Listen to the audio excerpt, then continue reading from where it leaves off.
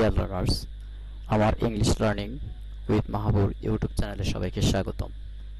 আজকে আপনাদের সামনে আবারও নতুন একটি ক্লাস নিয়ে হাজির হয়ে গেলাম। আজকের পার্ট চেঞ্জিং সেন্টেন্সের সিম্পল, কমপ্লেক্স, কম্পাউন্ডের পার্ট 2 নিয়ে হাজির হয়েছি। তো কথা না বাড়িয়ে চলে যাওয়া যাক মূল ভিডিওতে। রুল 3 ইতিমধ্যে আমি রুল 1, রুল 2 আলোচনা করেছি। আজকে রুল 3। রুল 3 তে বলা হয়েছে সিম্পল সেন্টেন্সের মধ্যে যখন in spite of, despite of যুক্ত থাকবে তখন সেটাকে আমরা কিভাবে কমপ্লেক্স ও কম্পাউন্ড করতে পারবো। আমরা এখানে দেখতে পাচ্ছি in spite of plus oblique despite of.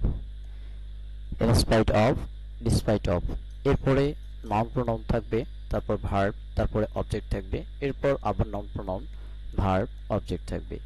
এই বাক্যকে যখন আমরা চেঞ্জ করে কমপ্লেক্স করতে যাব তখন এই in spite of, despite of এর পরিবর্তে আমরা কমপ্লেক্স করার সময় দো, অলদো ইউজ করব।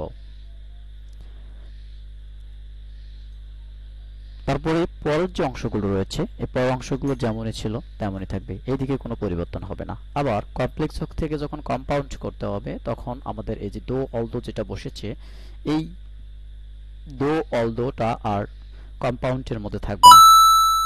তখন কি হবে, প্রথমে আবার এই যে নাউন প্রোনাউনটা যেটা দেখতে পাচ্ছি এটা দিয়ে শুরু হবে, অর্থাৎ প্রথমে ক্লজটা থাকবে, তারপরে এখানে কানেক্টিভ ওয়ার্ড হিসেবে বার্ড বসবে এবং তার পরবর্তীতে আবার এই নাউন প্রোনাউন, তারপরে ভার্ব, অবজেক্ট বসবে।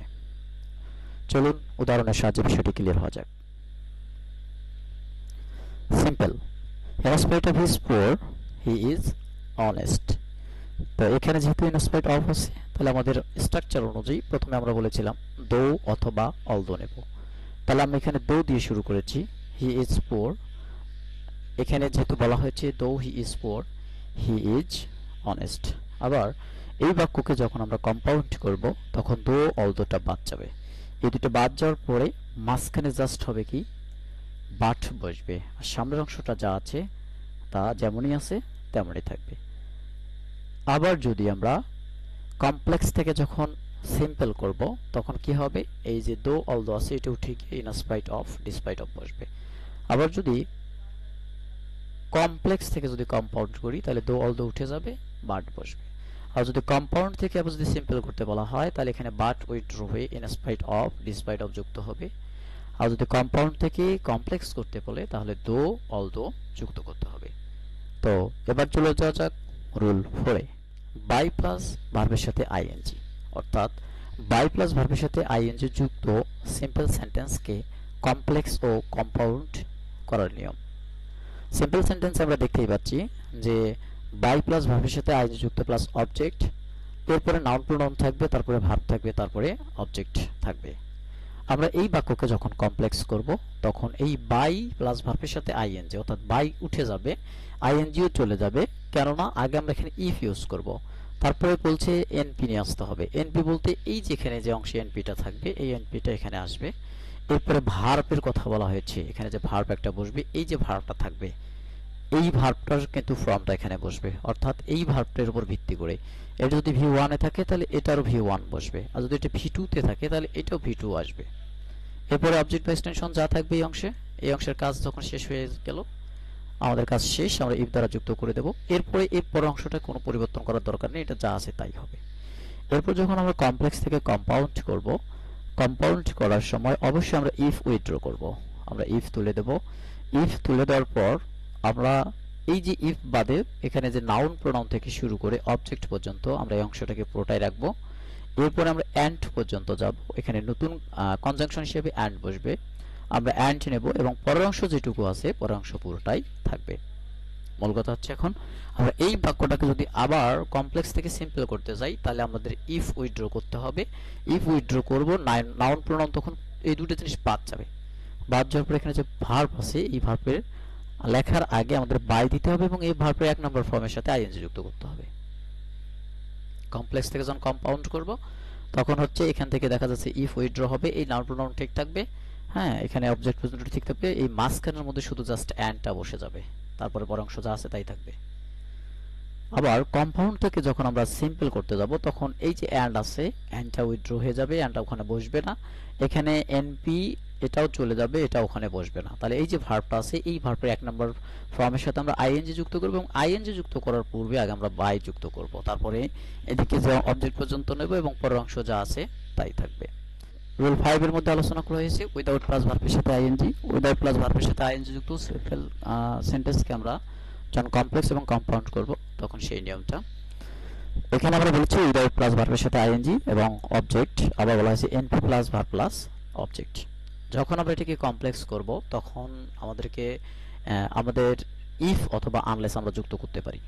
এখন কথা হচ্ছে ইফ যদি দেই তাহলে এখানে ভার্বের পরে আমাদের নট ইউজ করতে হবে, আর যদি ইফ না দেই, যদি আনলেস দেই, তাহলে আমাদের আর কোনোভাবেই নট দেওয়ার কোনো প্রয়োজন নেই। তারপরে এইদিকে যে পরের অংশটুকু যা আছে তাই থাকবে, এদিকে কোনো পরিবর্তন করার কোনো প্রয়োজন নেই, এখান থেকে এটা কোনো পরিবর্তন করার দরকার নেই। আবার বলতেছি যদি ইফ দিয়ে শুরু করি তাহলে হচ্ছে আমাদেরকে সাবজেক্টের পর নেগেটিভ ওয়ার্ড একটা নিতে হবে, এই সাবজেক্টের পর ভার্বের আগে নেগেটিভ ওয়ার্ড নিতে হবে। আর যদি আনলেস দেই তাহলে এগুলো আমাদের কিছুই প্রয়োজন হবে না। এরপর এই সিম্পল সেন্টেন্সকে যখন আমরা কম্পাউন্ড করব তখন হচ্ছে আমরা সরাসরি ভার্বের 1 নম্বর ফর্ম দ্বারা শুরু করব, ভার্ব দ্বারা শুরু করব। যেহেতু ভার্ব দ্বারা শুরু করব তারপরে অবজেক্ট দেব। এরপরে আমরা দুইটা কানেক্টিভ ওয়ার্ডের মধ্যে যে কোনো একটা ইউজ করতে পারি, দিয়ে তারপরে হচ্ছে আমরা নাউন প্রোনাউন দেব, তারপরে উইল নট দেব এবং অবজেক্ট বা এক্সটেনশন দেব। বিষয়টি উদাহরণের সাহায্যে ক্লিয়ার হয়ে যায়। প্রথমে বলা আছে যে without being punctual you can't prosper in life. আমরা বলেছিলাম যে উইদাউট যখন থাকবে এটাকে আমরা উইথড্র করে দেবো, এই যে বিং আইএচএ যুক্ত আছে তো এবং পাঞ্চুয়াল রয়েছে, তো আমরা এটাকে উইথড্র করে দেবো। উইথড্র করার পর আমরা ইফ নেব, তারপরে ইউ এর কথা বলছে, অর্থাৎ নাউন প্রোনাউন। নাউন প্রোনাউন প্রথম অংশের মধ্যে নাই, দ্বিতীয় অংশের মধ্যে আছে। দ্বিতীয় অংশ থেকে আমরা নাউন প্রোনাউন ইউ নেব। নেওয়ার পর আমি বলেছিলাম যদি আমি ইফ ইউজ করি তাহলে এখানে সাবজেক্টের পরে এবং মেইন ভার্বের আগে নট ইউজ করব। যেহেতু আমি এখানে ইফ নিয়েছি তাই ইউ এর পরে নট দিয়েছি এবং পাঞ্চুয়াল দিয়েছি। এই অংশের কাজ আমার শেষ, পরের অংশ যা ছিল তাই থাকবে, কোনো পরিবর্তন নাই। এরপরের অংশের মধ্যে বলা হয়েছে ভার্ব দ্বারা শুরু করতে হবে, তার মানে এটা হচ্ছে ভার্ব পাঞ্চুয়াল, তাহলে আমি পাঞ্চুয়াল দিয়ে এখানে দিলাম, অর দিয়েছি যে কোনো একটা connective word, you will not prosper in life, অর্থাৎ এই যে উইল আছে এবং উইলের পরে নট বসেছে। তো আমি এই ধরনের বাক্যগুলোকে যদি আবার কমপ্লেক্স থেকে সিম্পল করি, সিম্পল করার সময় অবশ্যই আমাকে কি করতে হবে, যদি ইফ বা আনলেস দিয়ে শুরু হয়, যেটা দিয়ে শুরু হোক না কেন, আমাকে এখানে শুরুতে আগে উইদাউট নিতে হবে, তারপরে যেই ভার্বটা এখানে বসবে ওই ভার্বের সাথে আইএনজি যুক্ত করতে হবে। আর যদি কম্পাউন্ড করতে চাই তাহলে আমাকে এখানে অবশ্যই ভার্ব দ্বারা শুরু করতে হবে, তারপর অবজেক্টটা নিতে হবে, অবজেক্টের পরে আমি আবার হচ্ছে অর বা আদারওয়াইজ নিতে পারি, এবং নাউন প্রোনাউনের পরে আবার উইল নট ইউজ করব, উইল নট ইউজ করে তারপর অবজেক্টে দিয়ে দেবো। আবার যদি কম্পাউন্ড থেকে সিম্পল করতে বলে তখন দেখা যাচ্ছে যে এইখানে যে ভার্ব দ্বারা শুরু হয়েছে এই ভার্বের আগে আমাকে উইদাউট প্লাস ওই ভার্বের সাথে আইএনজি যুক্ত করে দিতে হবে, তারপরে অবজেক্টটা নেব, তারপরে নাউন প্রোনাউন, তারপরে ভার্ব, তারপরে অবজেক্টটা দিয়ে দেব। ওকে, হাফেজ, আসসালামু আলাইকুম।